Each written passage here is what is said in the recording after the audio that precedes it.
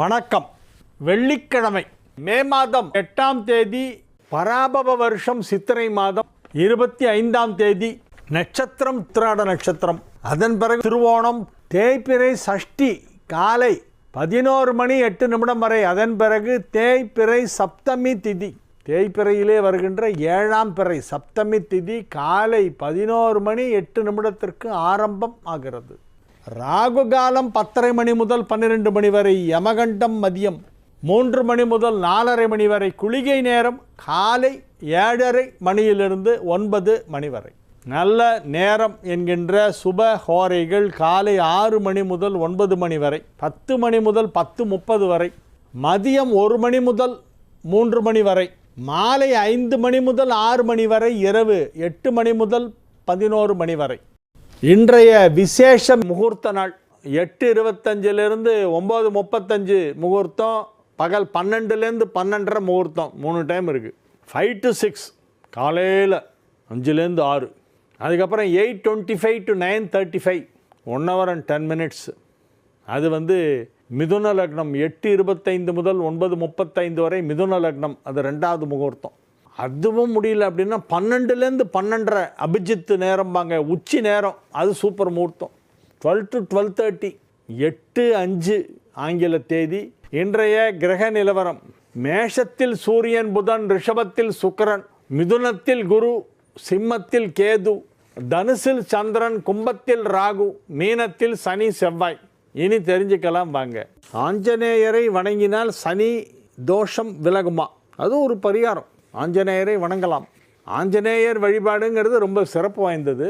ஒரு சில புராணங்களிலே சிவபெருமான் தான் ஆஞ்சநேயராக அவதாரம் எடுத்து வந்ததாக சொல்லப்படுகிறது. மகாவிஷ்ணுவிற்கு சேவை செய்வதற்காக சிவபெருமானே ஆஞ்சநேயராக வந்தார் என்று ஒரு சில புராணங்களிலே சொல்லப்பட்டிருக்கிறது. இதை சொன்னவர் யார் எனக்கு அப்படின்னா, நங்கநல்லூர் ஆஞ்சநேயர் கோவிலின் ஸ்தாபகர், மதிப்பிற்கும் மரியாதைக்கும் உரிய ஸ்ரீமான் ரமணி ஐயர். ரமணி அண்ணா என்று நாங்கள்லாம் சொல்லுவோம். நங்கநல்லூர்காரங்களாம் ரமணி அண்ணா ரமணி அண்ணாம்பாங்க. அந்த கோவில் நங்கநல்லூர் ஆஞ்சநேயர் கோவிலை அவர் தான் ஸ்தாபித்தார். அவர் அந்த கோவிலிலே நடைபெற்ற ஒரு விழாவின் பொழுது பேசினார். அப்போல்லாம் அடிக்கடி கோவிலில் அவர் பேசுவார். மைக்கு வைப்பாங்க. அவர் சாயந்தரத்தில் ஒரு 1/2 மணி நேரம் ஏதாவது ஆஞ்சநேயருடைய மகிமைகளை பற்றியெல்லாம் டெய்லியே பேசிகிட்டு இருப்பார் ஒரு பீரியடில். அப்போ ஒரு நாள் இந்த விஷயத்தை சொன்னார். சிவபெருமானுடைய அவதாரம் தான் ஆஞ்சநேயர். சிவன் பெருமாளுக்கு சேவை செய்வதற்காக அனுமனாக வந்தார் அப்படின்ற ஒரு இது. அது எங்கே இருக்குன்றதை அந்த ஸ்லோகம்லாம் கோட் பண்ணி அவர் இந்த தகவலை சொன்னார். அதனால் ஆஞ்சநேயர் வழிபாடு ரொம்ப முக்கியமானது. ஆஞ்சநேயரை வழிபட்டால் சனியுடைய கெடுபலன்கள் குறையும். கோவில் அபிஷேகத்தின் போது பக்தர்களிடமிருந்து சில்லறை காசு, தங்க மோதிரம், தங்கச் சங்கிலி இவற்றை வாங்கி நீரில் கலந்து அபிஷேகம் செய்கிறார்களே ஏன்? அதாவது ஸ்வர்ணாபிஷேகம்னு ஒரு அபிஷேகம் உண்டு. ஸ்வர்ணம்னா தங்கம். தங்க காசால் அபிஷேகம் பண்ணோம் முடியுமா? தங்கம் இருக்கிற விலையில் தங்க காசால் சாமிக்கு அபிஷேகம் பண்ணனா எவ்வளோ பேர் பண்ண முடியும்? அது என்ன, அது அப்படியே பண்ணாலும் யாராவது பெரிய கோடீஸ்வரன் வாழ்க்கையில் ஒரு தரம் பண்ணலாம். ஆனால் தினசரி அபிஷேகத்துக்கே சொர்ணாபிஷேகம் ரொம்ப சிறப்புன்னு சொல்லியிருக்கு. அதனால் சொர்ணம்னா தங்கம்.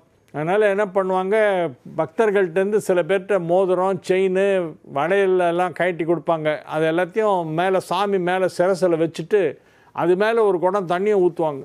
அதுக்கப்புறமா அதை கொண்டு திரும்பி அவங்கள்ட்ட கொடுத்துருவாங்க. இந்த மோதிரம் யாருது? உங்களுக்கு தான், அதை எடுத்துங்க. அந்த வளையல் யாருதுமா? இப்படி எல்லாருக்கும் அதை கரெக்டாக திருப்பி கொடுத்துருவாங்க.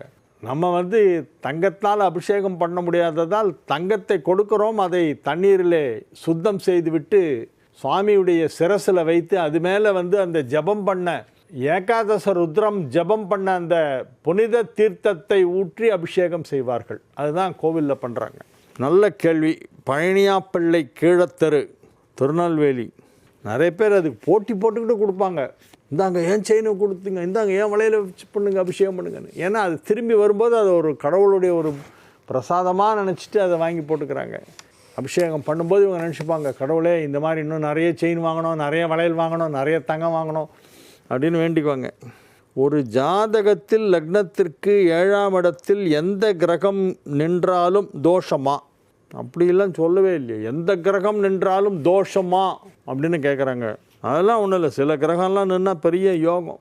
அதற்கு பரிகாரம் உண்டா? மணிபாரதி இந்திராணி கோவை. மணிபாரதி இந்திராணி கோவை கேட்குறாங்க. எந்த கிரகமே இருக்கக்கூடாதா? ஏழு எந்த கிரகம்னாலும் தோஷமா அப்படின்னு கேட்குறாங்க. அப்படிலாம் இல்லை, அந்த லக்னத்தை பொறுத்தது. அந்த லக்னத்திற்கு அந்த 7ல் நிற்கும் கிரகம் என்ன பாவங்களுக்கு அதிபதியாக வருகிறது என்பதை பொறுத்தது. இப்போ மேஷ லக்னம்னு எடுத்துங்க, 7ஆம் இடம் யார்? சுக்கிரனுடைய வீடு, துலாம். அப்போ 7 குடைவன் 7ல் இருந்தால் தோஷம் கிடையாது. அதே போல் மேஷ லக்னத்திற்கு 7ல் செவ்வாய் இருந்தாலும் தோஷம் கிடையாது. ஏன்னா லக்னாதிபதி 7ல் இருக்கலாம். அதே மாதிரி ரிஷபத்தை எடுத்துங்க, லக்னாதிபதி சுக்கிரன் 7ல் இருக்கலாம், 7 குடைய செவ்வாய் 7ல் இருக்கலாம்.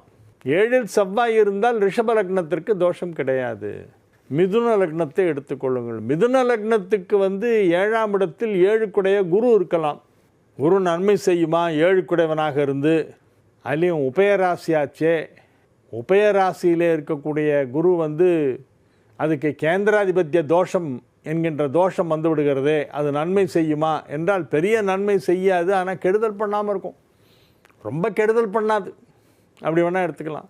பிற கிரகங்கள் இருந்தால் தோஷம் ஏற்படும். மிதுனத்துக்கு 7ல் செவ்வாய் இருந்தால் செவ்வாய் தோஷம்.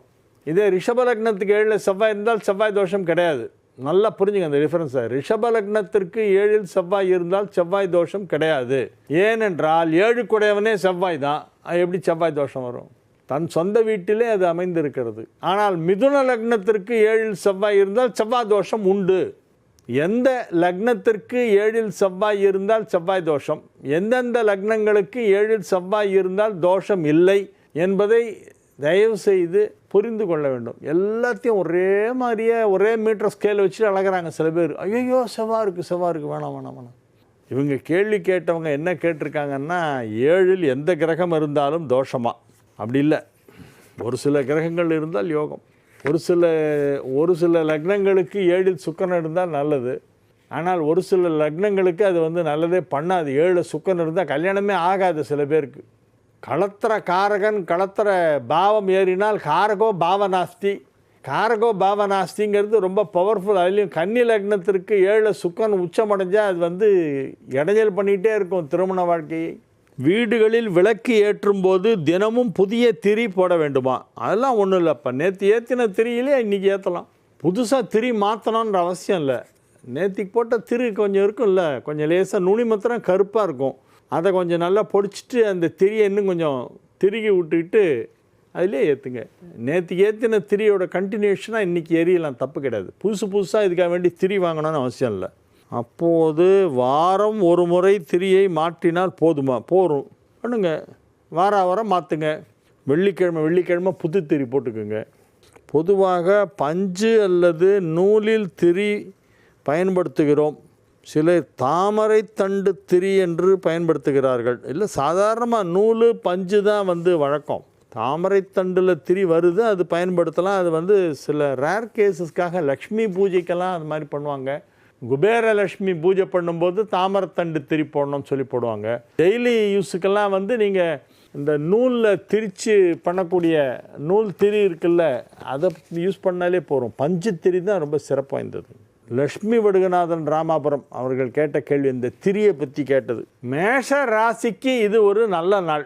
குருவும் சந்திரனும் எதிரெதிரே பார்த்து கொள்கின்ற மிக சிறப்பான கிரக அமைப்பு ஏற்பட்டுள்ளது. எனவே மேஷ ராசி அன்பர்களுக்கு அது அதிக நன்மை செய்யும் கிரக அமைப்பு.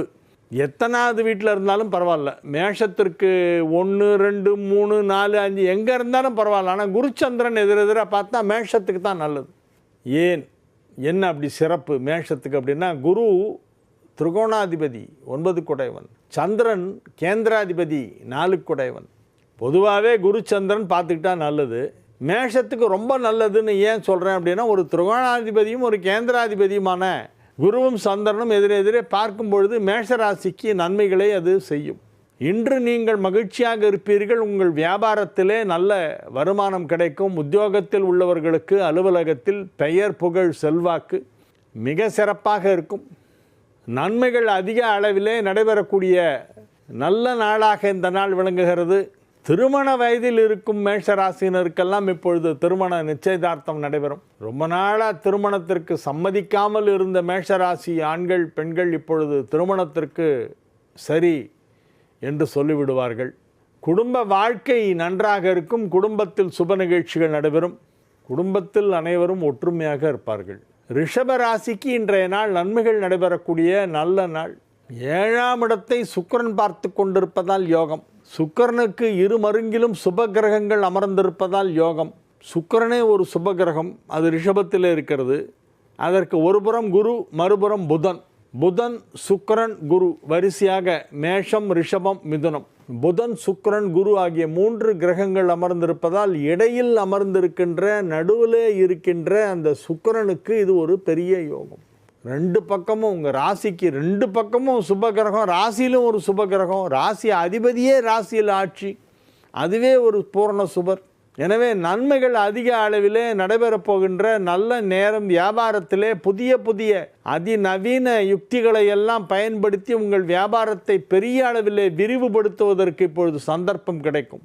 யாராவது உங்களுக்கு நல்ல ஐடியாலாம் கொடுப்பாங்க, அதை கேட்டுக்கிட்டு அதில் எது உங்களுக்கு ஒத்து வருமோ, எது நடைமுறையிலே ப்ராக்டிக்கலாக செய்யக்கூடிய, அமல்படுத்தக்கூடிய, இம்ப்ளிமெண்ட் பண்ணக்கூடிய அளவுக்கு நடைமுறையில் எதெல்லாம் பாசிபிள் அப்படிங்கிறத பார்த்துட்டு அதை நீங்கள் எடுத்துகிட்டு அந்த அட்வைஸிலேருந்து எதெல்லாம் உங்களுக்கு சூட்டபுளோ அதை மட்டும் எடுத்து உங்கள் பிஸ்னஸில் அதை இம்ப்ளிமெண்ட் பண்ணுங்கள். சில பேர் என்ன பண்ணுவாங்கன்னா, யாராவது ஏதாவது சொன்னாக்கா உடனே கோவம் வந்துடும், பயங்கர ஈகோ இருக்கும். இவன் என்ன சொல்கிறது, இவன் சொல்லி நான் கேட்கணுமா, உயிஸ் ஹி ஆஃப்டர் ஆல், அவன் யார் அவன். அப்போ என்னென்னா இவனுக்கு டைம் சரியில்லைன்னு அர்த்தம். டைம் சரியில்லைன்னா என்ன பண்ணுவான் ஒரு மனுஷன், நல்ல ஆலோசனைகளை ஏற்றுக்கொள்ள மாட்டான். நல்ல ஆலோசனை சொல்பவர்களை கண்டாலே பிடிக்காது, பிடிக்காமலே போயிடும். நல்லதுக்கு தானடா சொல்கிறேன், டே கேளுடா அப்படின்னா, நோனோ எனக்கு நீ ஒன்றும் சொல்ல வேணாம் போ அப்படிமா. அப்போ அவனுக்கு டைம் சரியில்லைன்னு அர்த்தம். ஒரு மனுஷனுக்கு டைம் நல்லா இருந்ததுன்னா நல்லோர் சொல்லும் வார்த்தை தேனாக இருக்கும், தித்திக்கும். இப்பொழுது நேரம் நன்றாக இருக்கிறது. பிறர் சொல்லும் யோசனைகளை எல்லாம் நீங்கள் செயல்படுத்துவீர்கள், அதனால் உங்களுக்கு பல நன்மைகள் நடைபெறும். மிதுன ராசிக்கு இன்றைய நாள் மிகச் சிறப்பான நாள். நன்மைகள் அதிக அளவிலே நடைபெறுகின்ற நல்ல நாளாக விளங்குகிறது. மகிழ்ச்சியான நல்ல நிகழ்ச்சிகளிலே கலந்து கொள்வீர்கள். ராசிக்கு 10ஆம் இடத்திலே சனியும் செவ்வாயும் ஒன்றாக இணைந்திருப்பது ஒரு சிறப்பான யோகம். 11ஆம் இடத்திலே சூரியனும் புதனும் இணைந்திருப்பது மற்றொரு மிகப்பெரிய யோகம். ராசி அதிபதி புதன் 11இல் இருக்கிறது. சூரியன் உச்சம் பெற்றிருக்கிறது. உச்சம் பெற்ற சூரியனோடு உங்கள் ராசி அதிபதி புதன் போய் இணைந்து புதாதித்ய யோகத்தை ஏற்படுத்தி இருக்கிறது. எனவே நன்மைகள் அதிக அளவில் நடைபெறக்கூடிய நல்ல நாளாக இந்த நாள் விளங்கும். எல்லா விதத்திலும் நன்மை. மாணவர்களுக்கு நன்மை, வியாபாரிகளுக்கு மிகப்பெரிய நன்மை, வயதானவர்களுக்கு ஆரோக்கியத்திலே நல்ல முன்னேற்றம் ஏற்படும். நடப்பதற்கே சற்று தயங்கி நடந்து கொண்டிருந்தவர்கள் இன்று வேகமாக கை காலை வீசிக்கொண்டு நடப்பார்கள். உடல் ஆரோக்கியத்தில் நல்ல முன்னேற்றம் ஏற்பட போகின்ற அற்புதமான நேரம். குடும்பத்தில் சுப நிகழ்ச்சிகள் நடைபெறும். எனவே இது ஒரு நல்ல நாள். கடகராசிக்கு இன்றைய நாள் மகிழ்ச்சியான நாள். வெற்றிகரமாக உங்கள் பணிகளை எல்லாம் செய்து முடிப்பீர்கள். ராசிக்கு 10ஆம் இடத்திலே சூரியன் உச்சமடைந்து புதனோடு இணைந்திருப்பது மிகப்பெரிய யோகம். தனஸ்தானாதிபதி 10ஆம் இடத்திலே உச்சம், லாபஸ்தானாதிபதி லாபஸ்தானத்திலே ஆட்சி. வெகு சிறப்பான கிரக அமைப்பு ஏற்பட்டிருக்கிறது. எனவே நன்மைகள் அதிக அளவிலே நடைபெறும். வியாபாரத்தில் ஈடுபட்டுள்ள கடகராசினருக்கெல்லாம் அதிலே நல்ல முன்னேற்றம் தெரியும். வியாபாரத்தை மிகப்பெரிய அளவிலே வளர்ச்சி அடைய செய்வதற்கு, விருத்தி அடைய செய்வதற்கு, மிகப்பெரிய அளவிலே எக்ஸ்பான்ஷன் பண்ணுறதுக்கு இப்போது வாய்ப்பு கிடைக்கும். நல்ல சந்தர்ப்பங்களெல்லாம் உருவாகும். நல்ல சந்தர்ப்பம் உருவானாலே இது ஒரு நல்ல நேரம் என்பதை நாம் புரிந்து கொள்ள வேண்டும். நல்ல நேரம் வந்தால் தான் மனுஷனுக்கு மூளை வேலை செய்யும், இல்லைன்னா மூளை வேலை செய்யாது. சில பேர் கையில் நிறைய பணம் வச்சுருப்பான், ப்ராப்பர்ட்டி வாங்கி போடணும்னு தோணாது. பணம் நிறைய இருக்குது, வாங்கலாமே, அது மைண்டில் ஏறாது. ஏன்னா அவனுக்கு டைம் வரல. இந்த பணம் யார்கிட்ட இருக்கோ அவருக்கு நல்ல நேரம் வந்தால் என்ன ஆகும், அவர் நல்ல விதத்தில் அந்த பணத்தை முதலீடு செய்வார். அவருக்கு நேரம் சரியில்லைன்னா என்ன ஆகும், அந்த பணத்தை ஜாலியாக ஸ்பெண்ட் பண்ணிவிட்டு அப்புறம் துட்டெல்லாம் காலி பண்ணிட்டு தலையை சொரிஞ்சின்னு உட்காந்துருப்பான். நேரம் இப்பொழுது கடகராசிக்கு நேரம் நன்றாக இருக்கிறது. எனவே நீங்கள் அசையா சொத்து வாங்குவீர்கள். உங்களுடைய முதலீடுகளெல்லாம் பிற்காலத்திலே உங்களுக்கு மிகப்பெரிய அளவிலே இரட்டிப்பாகி அது உங்களுக்கு திரும்ப வரும். வியாபாரத்திலே நல்ல முன்னேற்றம் ஏற்படும். குடும்பத்தில் சுப நிகழ்ச்சி நடைபெறும்.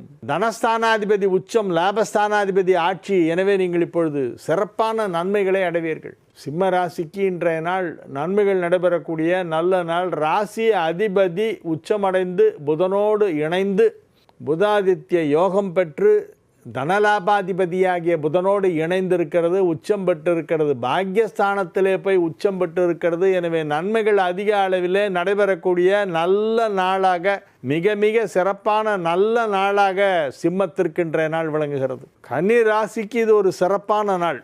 கன்னி ராசி அன்பர்கள் இன்று மகிழ்ச்சியாக இருப்பார்கள். ஆரோக்கியம் நன்றாக இருக்கும், குடும்பம் அமைதியாக இருக்கும், குடும்பத்தில் அனைவரும் ஒற்றுமையாக இருப்பார்கள், சந்தோஷமாக இருப்பார்கள். குடும்பத்தில் யாருக்காவது வியாதி வைக்க ஏதாவது படுத்தினா இப்போ சரியாயிடும், நல்லா எழுந்து உட்காந்துருவாங்க, நல்லா பேசுவாங்க. உடல் ஆரோக்கியம் அனைவருக்கும் நன்றாக இருக்கும். உங்கள் குடும்பத்துக்கே ஆரோக்கியம் இப்பொழுது சிறப்பாக இருக்கும். எனவே இது ஒரு நல்ல நேரம், நல்ல தகவல்கள் வந்து சேரும், மகிழ்ச்சியாக இருப்பீர்கள். குடும்பத்தில் சுப நிகழ்ச்சிகள் நடைபெறும், நல்ல தகவல்கள் காதிலே வந்து விழும். எனவே இது ஒரு மிக மிக சிறப்பான நல்ல நாளாக, மிக சிறப்பான நாளாக விளங்குகிறது. துலா ராசிக்கு இன்றைய நாள் மகிழ்ச்சியான நாள். ராசிக்கு 3ஆம் இடத்திலே சந்திரன் அமர்ந்து கொண்டு குருவால் பார்க்கப்படுகிறது. 3ஆம் இடத்தில் சந்திரன் குரு பார்வை பெறுகிறது. எனவே இது ஒரு சிறப்பான நல்ல நாள். சகோதரிகள் உங்களை வந்து பார்ப்பார்கள். சகோதரிகளின் வீட்டில் ஏதோ ஒரு சுப நிகழ்ச்சி, அதுக்காக நீங்கள் போவீங்க. யாருக்கு சுப நிகழ்ச்சி நடக்கிறதோ அவங்களுடைய தாய்மாமா நீங்கள், அதனால் நீங்கள் போயாகணும். சுப நிகழ்ச்சிகளிலே கலந்து கொள்வீர்கள். மகிழ்ச்சியான நல்ல செய்திகளெல்லாம் வந்து சேரும். உங்கள் இல்லத்தில் அனைவரும் மகிழ்ச்சியாக இருப்பார்கள். இல்லம் மகிழ்ச்சியாக இருக்கும், உள்ளம் மகிழ்ச்சியாக இருக்கும், எல்லாமே மகிழ்ச்சியாக இருக்கும். விருச்சிக ராசிக்கு இன்றைய நாள் நன்மைகள் நடைபெறுகின்ற நல்ல நாளாக விளங்குகிறது. 2ஆம் இடமான தனஸ்தானத்திலே சந்திரன் அமர்ந்து கொண்டு தனகாரகனாகிய குருவால் பார்க்கப்படுகிறது. தனஸ்தானத்தை தனகாரகனாகிய குரு பார்க்கிறது. குரு 2ஆம் இடத்தை பார்க்கும் பொழுது அங்கே சந்திரன் அமர்ந்து கொண்டிருக்கிறது. 2ஆம் இடத்தில் குருவின் வீட்டில். குருவின் வீட்டில் அமர்ந்து கொண்டு குருவால் பார்க்கப்படுகின்ற சந்திரன், அந்த சந்திரன் உங்களுக்கு பாக்யாதிபதி என்கின்ற மிகப்பெரிய சிறப்பான ஒரு இலாக்காவுக்கு அதிபதி. அந்த இலாக்காலாம் ரொம்ப பவர்ஃபுல்லான இலாக்கா. 9 குடைவன் அப்படிங்கிறது ரொம்ப பவர்ஃபுல்.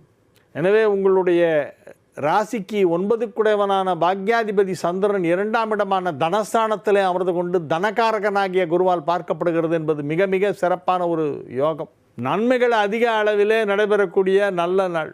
இல்வாழ்க்கை நல்வாழ்க்கையாக இருக்கும், இல்லாள் நல்லாள். எனவே இன்றைய நாள் நன்மைகள் அதிக அளவிலே நடைபெறுகின்ற நல்ல நாள். மகிழ்ச்சியான நல்ல நிகழ்ச்சிகளிலே நீங்கள் கலந்து கொள்வீர்கள். உற்றார் உறவினர் நண்பர்கள் என பலரும் உங்களை சந்திப்பார்கள். எல்லோரையும் சந்தித்து பேசக்கூடிய ஒரு பொது இடத்திலே, பொது நிகழ்ச்சிக்கு, சுப நிகழ்ச்சிக்கு நீங்கள் செல்வீர்கள். எனவே இது ஒரு மிக சிறப்பான நல்ல நாளாக விளங்குகிறது. மகிழ்ச்சியாக இருப்பீர்கள். வியாபாரம் சிறப்பாக நடைபெற்று கொண்டிருக்கும். அதன் மூலம் வரவேண்டிய பணமும் குறிப்பிட்ட நேரத்திலே சரியாக வந்து சேரும். பணம் கொடுக்கல் வாங்கல் திட்டமிட்டபடி அழகாக நடைபெற்று கொண்டிருக்கும். குழந்தைகள் நன்றாக படிப்பார்கள். மேற்படிப்பு படிப்பதற்கு தங்களை தயார்படுத்தி கொள்கின்ற விஷயத்திலே இப்பொழுது எந்தவித நோ காம்ப்ரமைஸ் என்று சொல்லிவிட்டு படிப்பு ஒன்றுதான் எனக்கு முக்கியம் என்று குழந்தைகளெல்லாம் அதில் அதிக ஆர்வம் செலுத்துவார்கள். அடுத்த வருஷம் 10th நான் சென்டம் வாங்கணும், ஸ்டேட் ஃபஸ்ட் வரணும், ஸ்டேட் ரேங்க் வாங்கணும், ஸ்டேட் லெவலில் ரேங்க் வாங்கினா அதுக்கு இப்போலேருந்தே படிக்க ஆரம்பிக்கணும். 10th போர்ஷனை 9th ஆரம்பிச்சிருவாங்க அப்படின்னு சொல்லி மாணவர்களெல்லாம் தங்களுடைய கல்வியின் உள்ள ஆர்வத்தை இப்பொழுது தெரிவிப்பார்கள். பெற்றோர்கள் அதற்கு ஒத்துழைக்க வேண்டும். பசங்களே மனசு வந்து நான் படிக்கிறேங்கும் போது அடப்பாடா அடுத்த வருஷம் தானடா பரீட்சை, இப்போலேருந்தே எதுக்கிடா முட்டிருக்கேன், வாடா ஜாலியாக ஒரு வாரம் ஷில்லாங் போயிட்டு வரலாம், டார்ஜிலிங் போகலாம் அப்படின்னு சொல்லி பசங்களை கூட்டிகிட்டு போயிடக்கூடாது. ஷில்லாங் டார்ஜிலிங்லாம் 10th எழுதிட்டு அப்புறமா அந்த லீவில் போகலாம். எனவே இப்பொழுது கல்வி முன்னேற்றம் மிகச் சிறப்பாக இருக்கும் விருச்சிக ராசிக்கு. தனுசு ராசி அன்பர்கள் மிகுந்த மகிழ்ச்சியுடன் இருப்பார்கள். ராசி அதிபதி வலுவாக ராசியை பார்த்து கொண்டிருக்கிறது என்பது ஒரு சிறப்பான யோகம். அது மட்டுமல்ல, 5 குடைவன் வலுவாக இருக்கிறது என்பது மற்றொரு சிறப்பான யோகம். 9, 10 குடையவர்கள் மிக சிறப்பான நிலையிலே 5ஆம் இடமான திரிகோணத்தில் இருக்கின்றன என்பது மற்றொரு சிறப்பான யோகம். ராசி அதிபதி 5 குடையவன் 9, 10 குடையவர்கள் என முக்கியமான கிரகங்கள் எல்லாமே இப்பொழுது நல்ல நிலையிலே வலுவாக அமைந்திருப்பதால் நன்மைகள் அதிக அளவில் நடைபெறும். தனுசு ராசிக்கு இன்றைக்கி வியாபாரம் நல்லா நடக்கும், பணம் நிறைய வரும், புதுசாக சில ஆர்டர்ஸ் எல்லாம் கிடைக்கும், புதுசாக சில கிளைண்ட்ஸ் கிடைப்பாங்க. எனவே இது மிக சிறப்பான நல்ல நாள். மகர ராசிக்கு இன்றைய நாள் மகிழ்ச்சியான நாள். 7 குடைவனை குரு பார்த்து கொண்டிருக்கிறது என்பது ஒரு யோகம். அது மறைவு ஸ்தானமான 12ஆம் இடத்திலே இருந்தாலும் குரு பார்வை பெறுகிறது என்பது சிறப்பு தான். 12ல் இருந்தாலும் குரு பார்க்கறது தான். ஆனால் அந்த நன்மை நடைபெறக்கூடிய நல்ல நாள் என்ற விதத்திலே அது வருகிறது. மிக மிக சிறப்பான நன்மைகள் எல்லாம் நடைபெறக்கூடிய நல்ல நேரம். மகர ராசி அன்பர்களுக்கு வியாபாரத்தின் மூலமாக பெரிய தொகை வருவதற்கு வாய்ப்பு இருக்கிறது. மிகப்பெரிய தொகை கொடுத்து மிகப்பெரிய தொகை வாங்கி பிஸ்னஸில் ரொட்டேஷன்லாம் பார்த்தா பெரிய பெரிய அமௌண்ட்டாக இருக்கும். உங்களுக்கே சில நேரத்தில் பயம் ஒரு நடா இவ்வளோ பெரிய அமௌண்ட்டை நம்ம கமிட் பண்ணிக்கிறோமே, இதை கொடுத்தாகணுமே அப்படின்னு. எல்லாம் கொடுக்கலாம், உங்களுக்கு நிறைய வருமானம் வரப்போகுது. நீங்கள் எவ்வளோ வாங்கினாலும் கொடுத்துருவீங்க. வாங்கிறது கொடுக்கறதெல்லாம் நல்லா நடக்கும், எந்தவித பிரச்சனையும் இருக்காது. பண புழக்கம் சிறப்பாக இருக்கும், பண பரிவர்த்தனைகள் நன்றாக நடைபெறும். எனவே இது ஒரு மிக சிறப்பான நல்ல நாளாக விளங்குகிறது. கும்ப ராசிக்கு இன்றைய நாள் மிகச் சிறப்பான நாள். 5ஆம் இடத்திலே தொடர்ந்து குரு அமர்ந்து கொண்டு ராசியை பார்த்து கொண்டிருக்கின்ற மிக மிக அற்புதமான நல்ல நேரம். இன்றைக்கி மே மாதம் 7ஆம் தேதி, மே 26 குரு பெயர்ச்சி. இன்னும் 20 டேஸ் கூட இல்லை. குரு பெயர்ச்சிக்கு இன்னும் 20 நாள் கூட இல்லை. மே மாதம் 26ஆம் தேதி அன்று குரு பெயர்ச்சி ஆகிறது. அது வரையிலே உங்களுக்கு 5ஆம் இடத்து குரு என்பது பெரிய பதவிகளை கொடுக்கும், பட்டங்களை கொடுக்கும், கௌரவங்களை கொடுக்கும், வெகுமதிகளை பெறுவீர்கள், வருமானம் அதிகமாக கிடைக்கும், வியாபாரத்தில் நல்ல முன்னேற்றம் ஏற்படும், குடும்பத்தில் சுப நிகழ்ச்சிகள் நடைபெறும். எனவே இது ஒரு நல்ல நாள். மீன ராசிக்கு இன்றைய நாள் மிக மிக சிறப்பான நன்மைகள் நடைபெறக்கூடிய நல்ல நாளாக விளங்குகிறது. 5 குடைவன் 10ஆம் இடத்திலே இருப்பதால் யோகம். 5ஆம் இடம் பதவி ஸ்தானம், 10ஆம் இடம் தொழில் ஸ்தானம். பதவி ஸ்தானாதிபதி தொழில் ஸ்தானத்திலே அமர்ந்து கொண்டிருப்பதால் பதவியால் தொழில், தொழிலால் பதவி என இரண்டுமே முன்னேற்றம் அடைகின்ற ஒரு நல்ல நேரம் என்று சொல்லலாம். குடும்பத்தில் அனைவரும் ஒற்றுமையாக இருப்பார்கள். அசையா சொத்து வாங்குவதற்கு வாய்ப்பு இப்பொழுது உள்ளது.